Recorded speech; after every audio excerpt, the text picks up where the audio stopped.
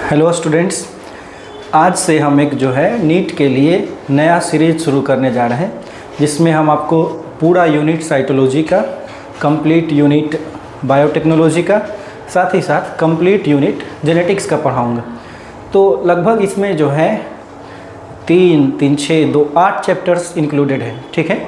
और इस 8 चैप्टर में जो है मिनिमम 30 क्वेश्चंस नीट में अराइज होते हैं बच्चों, ठीक है ना। तो हम लोग उन 30 क्वेश्चंस पे कमांड करने का प्रयास करेंगे। अच्छा, ये तीनों यूनिट बहुत इम्पोर्टेंट यूनिट है, और बहुत इम्पोर्टेंट यूनिट इसलिए भी है क्योंकि नीट में बहुत ज़्यादा क्वेश्चंस इस तीनों यूनिट से पूछा जाता है ना। तो चलिए हम लोग शुरू करते हैं। साइटोलॉजी हेडिंग डालेंगे, साइटोलॉजी, जिसमें कि हमारा चैप्टर आएगा cell the unit of life. ये फर्स्ट चैप्टर है बच्चों, ठीक है ना।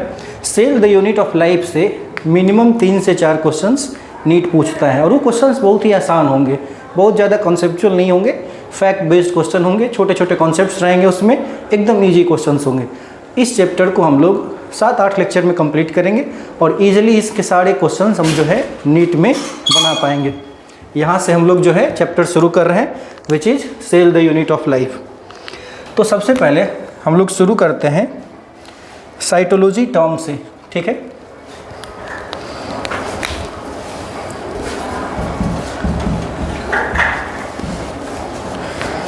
अब देखिए, यहाँ पे हम लोग इस वर्ड पे फोकस करते हैं। ये जो वर्ड है ये बना हुआ है लोगोस से, और लोगोस का मतलब क्या होता है बच्चों? स्टडी, ठीक है। और ये वर्ड जो है ये बना है साइटोन से, जहाँ पे साइटोन का मतलब होता है सेल। तो साइटोलॉजी कौन सा यूनिट हो गया? साइटोलॉजी बायोलॉजी का वो यूनिट है जिसमें हम सेल, उसके स्ट्रक्चर्स, सेल के डिवीजन, सेल के अंदर के बायोमोलिक्यूल्स, इस सब के बारे में पढ़ते हैं। Cytology is the study of cell, their structure, function, as well as its biomolecules। इसके बाद जो है हम लोग अपना चैप्टर शुरू करते हैं, which is cell the unit of life. तो सभी यूनिट जब शुरू होता है बायोलॉजी में, तो एनसीईआरटी बायोलॉजी में जो है हर बार एक साइंटिस्ट का जिक्र आता है, और वो साइंटिस्ट का जिक्र इसलिए आता है क्योंकि उनका कंट्रीब्यूशन पार्टिकुलर इस यूनिट में बहुत ज़्यादा होता है, और वो कंट्रीब्यूशन जो है नेग्लिजिबल नहीं होता है। तो इसमें जो है हम लोग बात करेंगे जी.एन. रामाचंद्रन के बारे में। GN. Ramachandran, GN. Ramachandran Indian scientist थे बच्चों, ठीक है ना। जी.एन. रामाचंद्रन जो है कोलाजिन का ट्रिपल हेलिकल मॉडल डिस्कवर किए थे, ठीक है। He discovered the triple helical model of collagen. इस कोलाजिन वर्ड पे थोड़ा सा फोकस करते हैं। कोलाजिन क्या है? कोलाजिन एक प्रोटीन है, और जो बच्चे टारगेट में होंगे, जो नीट 2025 के एग्ज़ाम फोकस कर रहे होंगे, वो बच्चे 11-12 पढ़ चुके होंगे, तो उन्हें कोलाजिन के बारे में पता होगा। बायोमोलिक्यूल में एक बहुत इंपॉर्टेंट जो है इस पे फैक्ट है, और फैक्ट ये है, collagen is the most abundant protein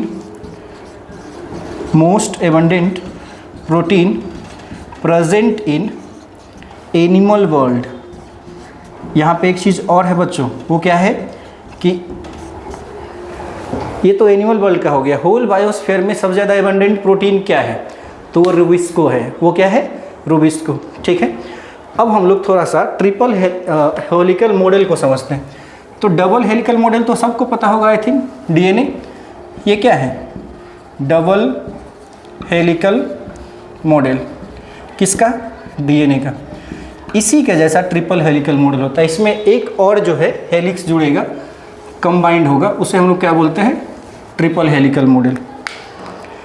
इस डायग्राम को 2D स्ट्रक्चर में बनाना थोड़ा सा जो है कठिन है, ये डायग्राम बहुत सही नहीं है मेरा, ठीक है, क्योंकि चूँकि यह 3D स्ट्रक्चर होता है तो इसे कंप्लीट बना पाना 2D स्ट्रक्चर में लगभग इम्पॉसिबल है। ये क्या है? Triple helical model of collagen protein. अब इसके बाद जो है रामचंद्रन GN रामचंद्रन जी के बारे में हम लोग एक चीज़ और पढ़ेंगे जिसे बोलते हैं Ramachandran plot. Ramachandran plot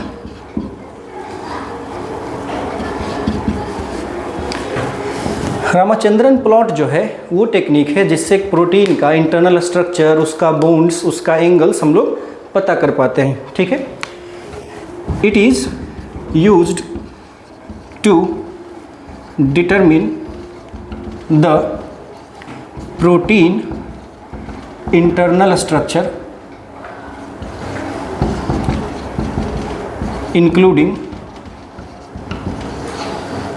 bonds, angles and bends। तो अभी ये जो हम सीखे GN रामचंद्रन जी के बारे में सीखेंगे। इस यूनिट में एक चीज़ अभी हम लोग को और पढ़ना है which is reductionist biology. I think आप सभी लोगों ने नाम ये सुना होगा, रिडक्शनिस्ट बायोलॉजी। तो नेक्स्ट हम लोग शुरू करते हैं रिडक्शनिस्ट बायोलॉजी।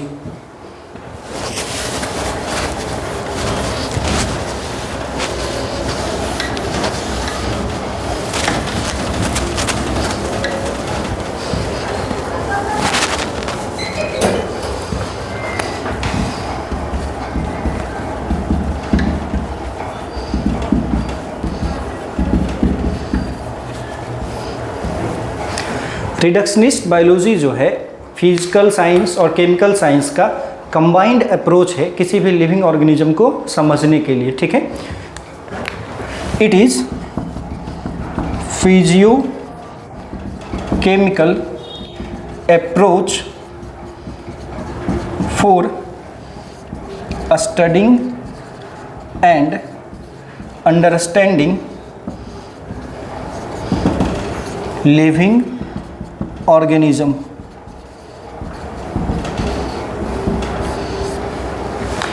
इसमें हम लोग क्या करते हैं, फिजिक्स और केमिस्ट्री के बहुत सारे कंबाइंड टेक्निक्स यूज़ करते हैं जिससे हम लोग किसी भी लिविंग ऑर्गेनिज्म को या सेल को स्टडी कर पाते हैं।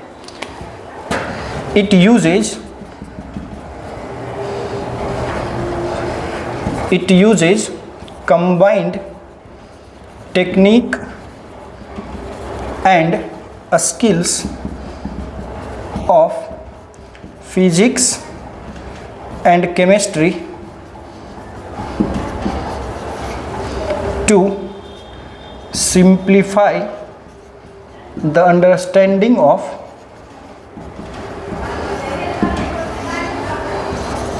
living organisms।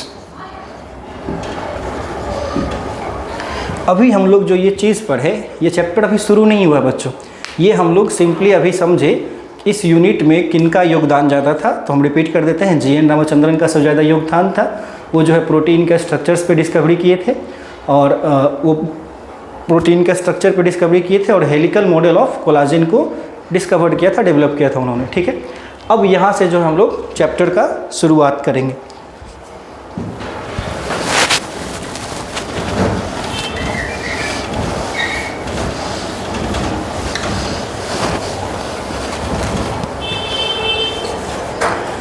तो सबसे पहले हेडिंग डालेंगे what is cell. You all know about cell from your classes 6, 7, 8। Cell is the structural and functional unit of life. ये स्टेटमेंट जो है सभी को याद होगा, ठीक है। तो हम लोग वहीं से शुरुआत करते हैं। Cell is the structural and functional unit of life. इसका मतलब क्या है? इसका मतलब ये है बच्चा, जैसे अगर हम बात करें रेस्पिरेशन हो रहा है या एक्सक्रीशन हो रहा है या फिर सर्कुलेशन हो रहा है तो वो कौन कर रहा है? रेस्पिरेशन का बात करें तो लंग्स में इंक्लूडेड जो सेल्स, एल्विलाई के अंदर जो सेल्स है वो करेंगे। अगर सर्कुलेशन का बात करें तो ब्लड सेल्स करेंगे, ब्लड वेसल्स के अंदर जो सेल्स है, एपिथेलियम है उसमें जो सेल्स है वो करेंगे। अगर एक्सक्रीशन का बात करें तो आप सभी को पता होगा किडनी का सेल्स होता है नेफ्रॉन, वो करेंगे। तो सिंपली ये है कि फंक्शनल लेवल पे जो सेल में काम हो रहा होता है, किसी भी लिविंग ऑर्गेनिज्म में जो काम हो रहा होता है वो कौन करेगा? सेल। और स्ट्रक्चर लेवल पे जैसे घर बनता है तो एक एक ईंट से मिल के बनेगा, उसी तरह से एक ह्यूमन बॉडी जो बना होगा वो अलग अलग टाइप का बहुत सारे सेल से बना होगा। ठीक है, नेक्स्ट हम लोग जो है इसके बारे में समझेंगे। All living organism are composed of cells. जितना भी लिविंग ऑर्गेनिज्म है सब किससे बना होगा? सेल से बना होगा, बिल्कुल। ठीक है, इसके बाद 2-3 टर्म है, हम लोग उस पे आते हैं। ठीक है ना, सबसे पहले समझेंगे एनिमेट और इनएनिमेट का क्या मतलब होता है। एनिमेट एंड इनएनिमेट, सिंपली इसे समझेंगे। वैसा कोई भी लिविंग ऑर्गेनिज्म जिसमें लाइफ होगा उसे हम लोग क्या बोलेंगे? एनिमेट। और जो ऑब्जेक्ट्स या कुछ भी चीज़ जिसमें लाइफ नहीं हो उसे हम लोग क्या बोलेंगे? Inanimate. Organism having life called as animate. अगर एग्जाम्पल देखें तो हम सब ह्यूमन बींग्स। इनएनिमेट का मतलब क्या होगा बच्चों? Object which does not have, objects does not have life, जैसे ये कैमरा, मार्कर एटसेट्रा।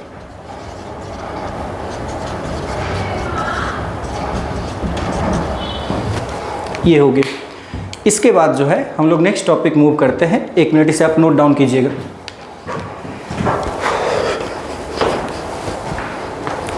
क्या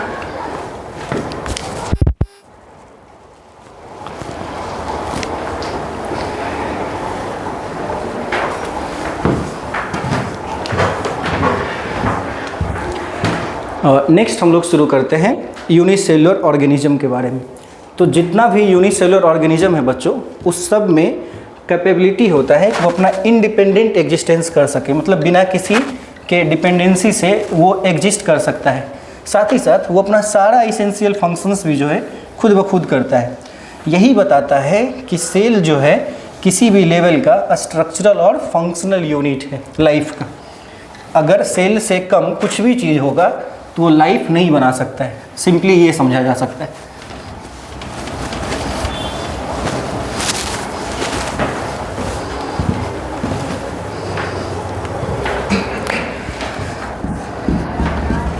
नेक्स्ट हेडिंग डालेंगे unicellular organisms. All unicellular organisms are capable of, first अभी बताया था मैंने, इंडिपेंडेंट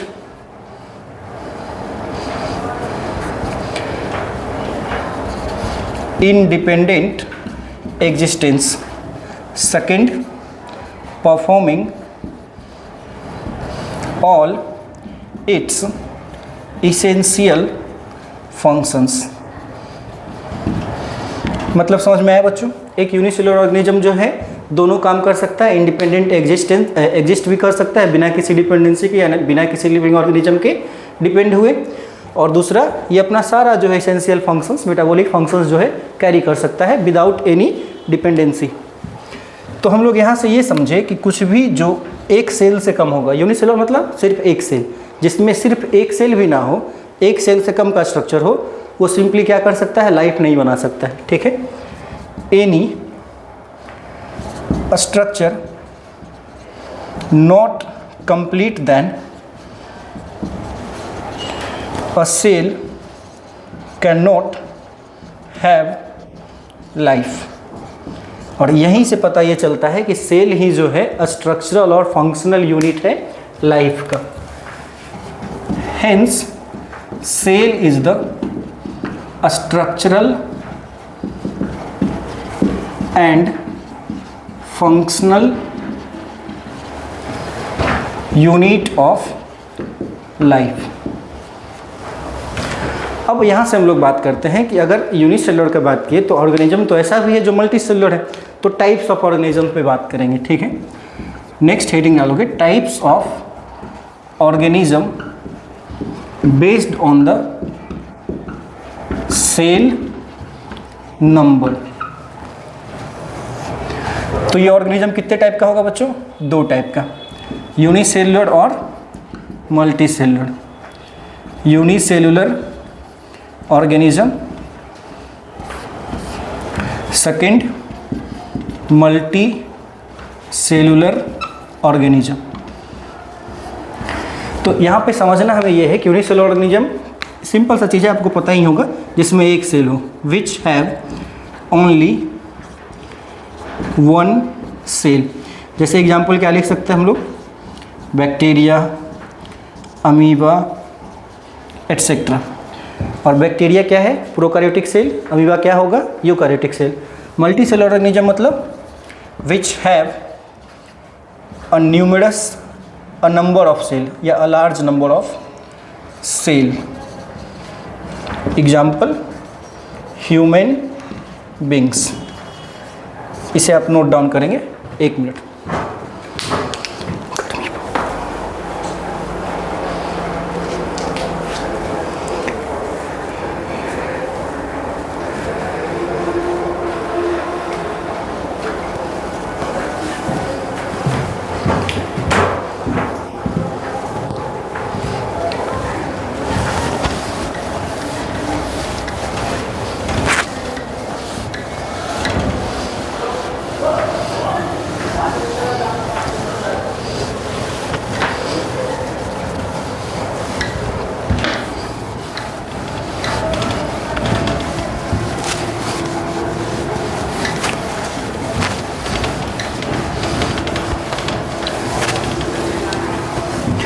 अब जो है हम लोग डिस्कवरी ऑफ सेल पढ़ेंगे, मतलब फर्स्ट टाइम सेल का डिस्कवरी कैसे हुआ था, ठीक है। नेक्स्ट हेडिंग डालना है डिस्कवरी ऑफ सेल। तो इसमें बहुत सारे साइंटिस्ट का योगदान है, हम लोग जो है ज़्यादा डिटेल में नहीं जानते क्योंकि उसका ज़रूरत नहीं है। आपको जितना ज़रूरत है एनसीईआरटी में जिन चीज़ों को बताना एकदम ज़रूरी है उसी पे हम लोग बात करेंगे, ठीक है। First of all Robert Hooke, इनका नाम सभी लोग ने सुन रखा होगा जो साइटोलॉजी पढ़ चुके हैं। तो रॉबर्ट हुक जो है सबसे पहले क्या किए थे, एक माइक्रोस्कोप डेवलप किए, ठीक है। और उस माइक्रोस्कोप के मदद से ही वो बहुत सारे प्लांट के स्ट्रक्चर्स पे स्टडी किए। उसी स्टडी के दौरान एक ओक ट्री होता है, ओक ट्री के कॉर्क सेल्स को डिस्कवर किए और वो ये पाए कि कॉर्क सेल जो है हनी कॉम जैसा स्ट्रक्चर है, ठीक है, जिसमें बहुत सारा अलग अलग छोटा छोटा कनेक्टेड कंपार्टमेंट्स होता है ना। सेल भी जस्ट लाइक वैसा ही है, बट यहाँ पे है क्या कि जो कॉर्क सेल होता है वो डेड सेल होता है। तो जो फर्स्ट सेल का डिस्कवरी था वो एक डेड सेल का डिस्कवरी था, ठीक है। लिखेंगे he developed a microscope and work on various kinds of plants and studied their structure. During his study, he worked on oak tree and discovered dead cork cell. वो cork cell कैसा था बच्चों? Dead था, ठीक है। Next point हम लोग लिखेंगे he found that these cork cells are like honey comb structurally.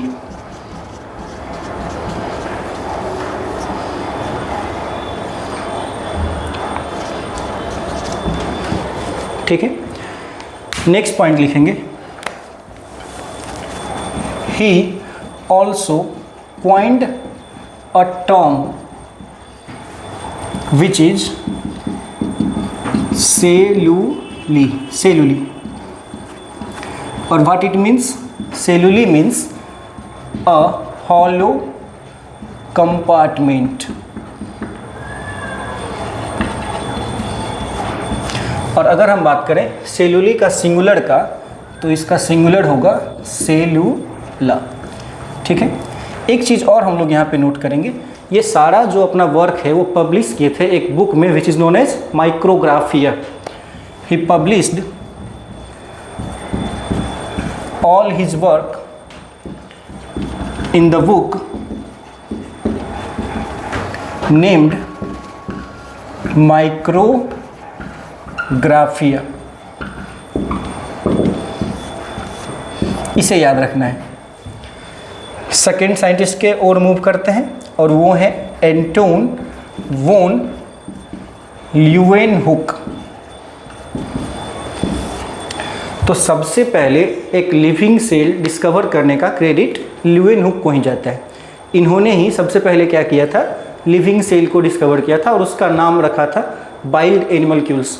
और वो डिस्कवरी जो है रेन वाटर में किए थे। उसमें वो बहुत सारे टाइप का प्रोटोजोआ, बैक्टीरिया, ये सब जो है उसमें डिस्कवर किए थे। ठीक है, ही फर्स्ट टाइम डिस्कवर्ड और described a living cell. Next हम लोग मूव करेंगे थर्ड साइंटिस्ट के बारे में विच इज रॉबर्ट ब्राउन। आप सभी लोगों को पता होगा रॉबर्ट ब्राउन ने क्या किया था, तो सेल का जो सबसे इम्पोर्टेंट कमांडिंग सेंटर होता है न्यूक्लियस, उसका डिस्कवरी किया था इन्होंने। ठीक है, he discovered the nucleus of the cell. Note down करेंगे इसे बच्चों।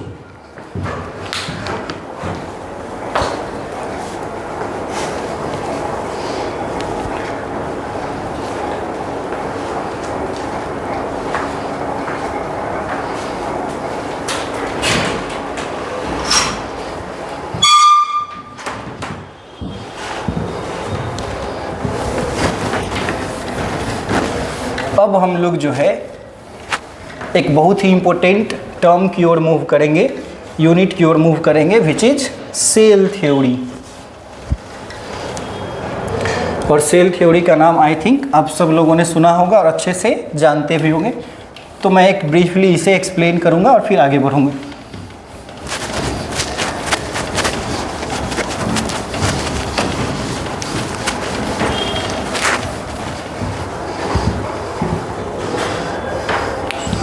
नेक्स्ट हेडिंग देना है बच्चों सेल थ्योरी। आप सभी लोगों को पता होगा, कमेंट करके बताएंगे सेल थ्योरी कौन डिस्कवर किए थे या किन के द्वारा दिया गया है सेल थ्योरी। तो हम लोग यहीं से शुरुआत करते हैं। It was given by Schleiden and स्वान।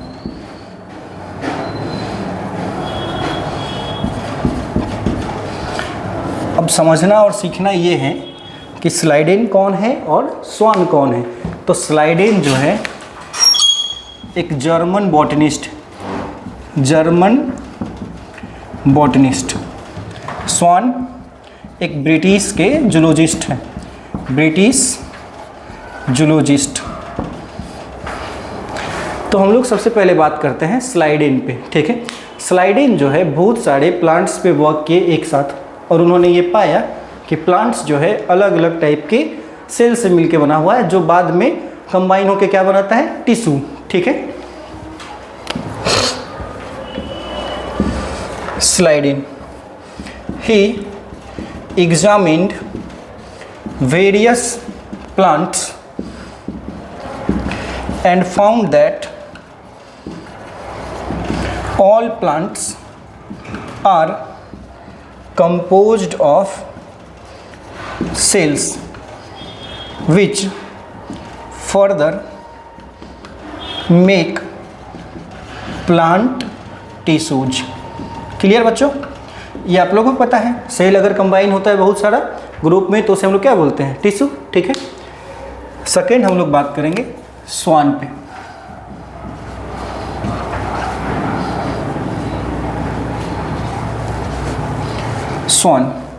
स्वान भी जो है बहुत सारे प्लांट्स पे भी, साथ ही साथ एनिमल्स पे भी जो है ये डिस्कवरी किए थे, वर्क किए थे। तो हम लोग लिखेंगे he worked on a large number of animals and found that it have a outer ball called as plasma membrane. ये आपको भी पता होगा, किसी भी सेल का आउटर वॉल क्या बोलेंगे, प्लाज्मा मेम्ब्रेन। और चूंकि इसमें outer most wall plasma membrane इसलिए भी है क्योंकि प्लांट सेल में सेल वॉल तो होता है, लेकिन एनिमल सेल में सेल वॉल नहीं होता है। ठीक है। Next, he also worked on plant cells and found that they have a different outermost layer called as cell wall. और सेल वॉल जो है किसी भी प्लांट का यूनिक कैरेक्टरिस्टिक है, सभी में सेल वॉल नहीं होता है, प्लांट्स में होता है। ठीक है। It is unique characteristic of plant cell. ये हो गया स्लाइडेन और स्वान के बारे में। अब हम लोग ये सीखेंगे कि एक्चुअल में सेल थ्योरी कंबाइंड फॉर्म में क्या कहलाता है। तो सिंपली हमें ये जानना है कि जितना भी लिविंग ऑर्गेनिजम्स होता है वो सब बना होता है सेल्स का और उसका प्रोडक्ट्स का, यही सेल थ्योरी है। ठीक है। Postulates of cell theory. सबसे फर्स्ट और important, all living organisms are made up of cells and their products. NCERT में आपको यहीं तक मिलेगा, लेकिन आपको एक पॉइंट मैं और सिखाता हूँ जो आपके स्टडी को और बेहतर करेगा। तो यहाँ पे सीखना ये है कि जितना भी सेल होगा वो सब में प्रोटोप्लाज्म होता है। ठीक है। और वो प्रोटोप्लाज्म जो है लाइंड किससे होगा, तो लाइंड होगा प्लाज्मा मेम्ब्रेन से। साथ ही साथ कुछ सेल्स में प्लाज्मा मेम्ब्रेन के बाहर सेल वॉल हो सकते हैं, कुछ में नहीं हो सकते हैं। ठीक है। All living cells are, all living cells have protoplasm and they are surrounded by cell membrane and it may have or have not cell wall. तो बच्चों इसे आप नोट करेंगे, उसके बाद मैं आता हूँ, एक मिनट।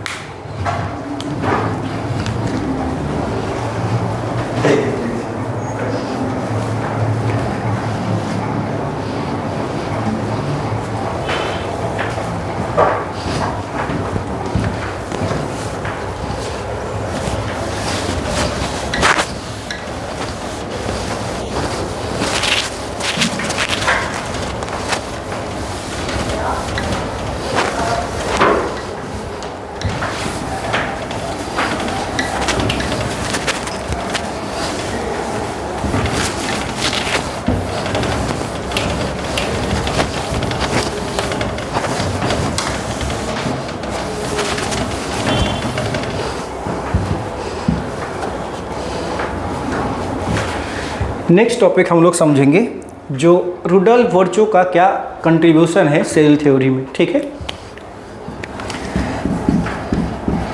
रुडोल्फ वर्चो, अभी तक जो हमने सेल थ्योरी पढ़ा, इसमें सिर्फ हमने ये सीखा कि सेल लिविंग ऑर्गेनिज्म जो है सेल से बना होता है। लेकिन रुडोल्फ वर्चो का ये स्टेटमेंट है ओमनिस सेलुला ई सेलुली। इसका मतलब ये होता है कि जितना भी सेल है वो पहले से बने हुए सेल से ही बनते हैं। ठीक है।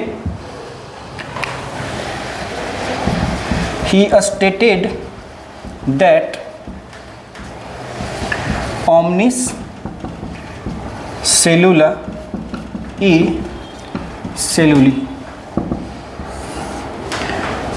which means all cells are arised from pre-existing cells। इसका क्या मतलब बच्चा? pre-existing cells मतलब जो पहले से बना हुआ सेल। ठीक है। अभी आपके दिमाग में एक सवाल आ रहा होगा कि तो पहला सेल कैसे बना?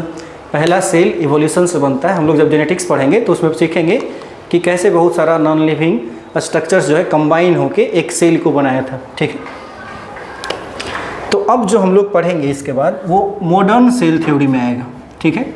Modern cell theory and its postulates.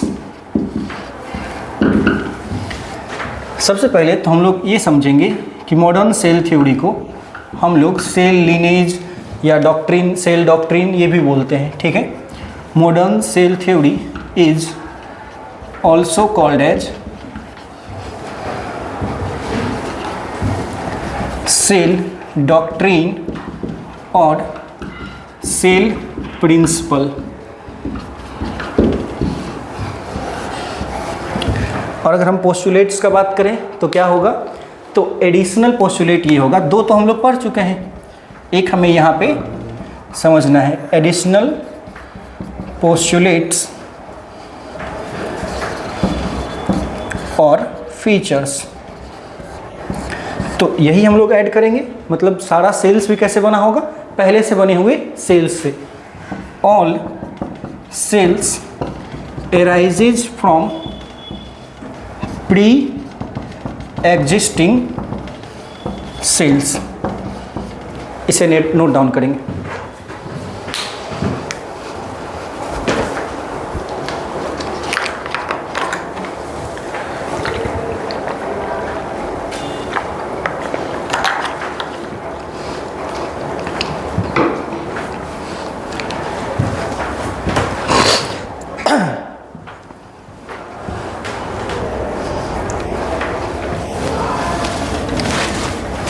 अब जो है नेक्स्ट हम लोग पढ़ेंगे cell size, cell shape, cell number etcetera.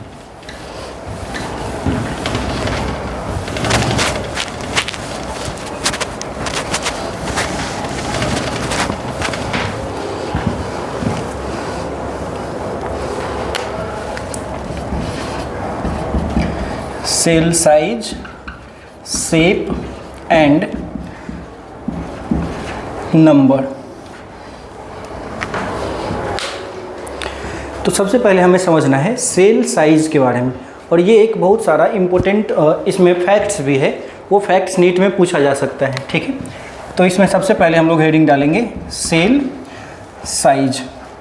तो हमें समझना ये है कि सेल का कोई भी फिक्स्ड साइज नहीं होता है, वो वैरी करते रहता है depending on the situations, depending on its functions. ठीक है। The size of cell varies according to situation, function, position, etc. कुछ जो है हम लोग डाटा पे बात करते हैं। आप सभी लोगों को पता होगा सबसे छोटा सेल क्या होता है? माइकोप्लाज्मा।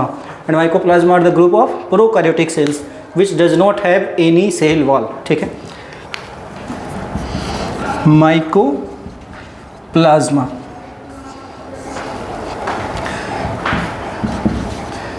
सेल साइज माइकोप्लाज्मा का क्या होता है? 0.1 to 0.5 micrometer.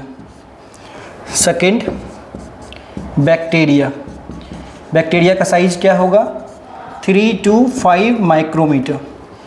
Third, human RBC, इसका डायमीटर होता है 7 माइक्रोमीटर। डायमीटर। नेक्स्ट आपको पता होगा सबसे बड़ा सेल क्या होता है बच्चों? Egg of an ostrich. Egg of an ostrich, largest known cell. पांचवा यहाँ पे माइकोप्लाज्मा में लिख लेंगे स्मॉलेस्ट सेल, स्मॉलेस्ट सेल। पांचवा अगर हम बात करें ह्यूमन में जो नर्व सेल्स होता है वो लॉन्गेस्ट सेल होता है। Human nerve cells longest cell. अच्छा, यहाँ पे आपको एक फैक्ट मैं बताता हूँ, ह्यूमन नर्व सेल में up to go to 90 centimetre, ठीक है, अप टू 90 सेंटीमीटर। नेक्स्ट हम लोग पढ़ेंगे सेल शेप। पहले आप इसे नोट डाउन कर लें।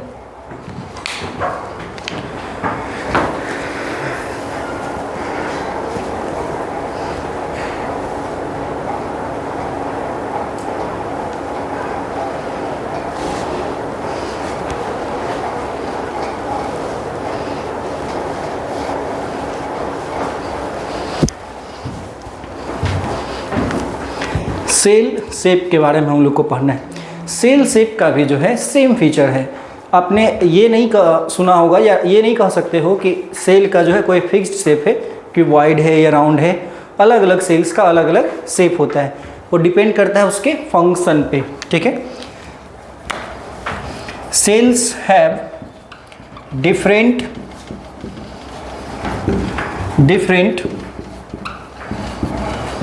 Shapes according to their function। अब हम लोग एक एक करके कुछ चीज़ों के बारे में सीखते हैं यहाँ पे। सबसे पहले ह्यूमन आरबीसी, आपको भी पता होगा ह्यूमन आरबीसी का शेप कैसा होगा, by concave. By concave means it is like that. Second हम लोग सीखेंगे कॉल्यूमनर एपिथेलियल सेल्स। अच्छा, ये तो नाम से ही पता चल रहा है ना कि इसका शेप कैसा होगा, कॉल्यूम टाइप का, long and narrow, long and narrow.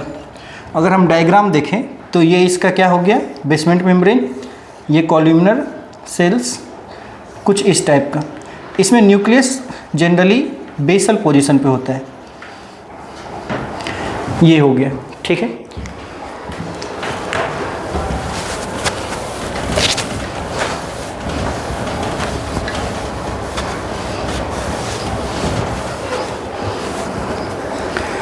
Next अगर हम बात करें ट्रैकिड का, ये टर्म नया आ गया, कहाँ से आ गया? ट्रैकिड क्या होता है? कमेंट करेंगे ट्रैकिड क्या होता है। मैं अभी बता दे रहा हूँ, आप लोग यहाँ पे वीडियो पॉज करके कमेंट करेंगे। ट्रैकिड जो है एक कंपोनेंट है, किसका कंपोनेंट है? जाइलम का। जाइलम में टोटल कितने कंपोनेंट? 4। कौन कौन सा? Xylem vessels, xylem tracheids, xylem parenchyma, xylem fibres, वही ट्रैकिड है। तो ये भी आपको पता होगा। इसका शेप कैसा होगा? Elongated shape.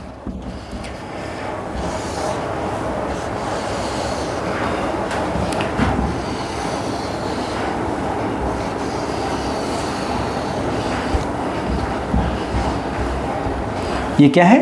ट्रैकिड। नेक्स्ट हम लोग सीखेंगे WBC।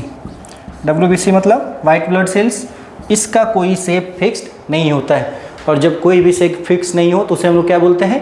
Amoeboid shaped. Amoeboid shape, it means किसी भी तरह से। इसमें न्यूक्लियस लोब्ड भी होता है। ये WBC हो गया। नेक्स्ट हमें सीखना है नर्व सेल के बारे में, ठीक है। Nerve cell. नर्व सेल कैसा होगा? Long and branched, long and branched. और वो डायग्राम अगर बनाए नहीं जाए तो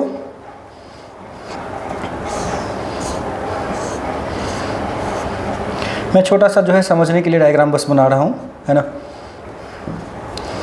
it is nerve cell. One last thing, mesophyll cells, आप सभी लोगों को मीजोफिल सेल्स के बारे में पता होना चाहिए। आप सभी लोग बताएंगे कमेंट करके मीजोफिल सेल्स क्या होता है। तो मीजोफिल सेल्स जो है क्लोरोप्लास्ट के अंदर, लीव्स के अंदर ऐसा सेल होता है जो लाइट को कैप्चर करता है और फोटोसिंथेसिस में हेल्प करता है। नेक्स्ट, मीजोफिल सेल्स ये कैसा होगा बच्चों? तो ये होगा राउंड एंड ओवल, इस टाइप का। It is mesophyll cell. चूँकि आज जो है इस चैप्टर का, यूनिट का फर्स्ट लेक्चर है, हम लोग इस लेक्चर को इसी मोड पे, मतलब इसी अवस्था पे रोकते हैं।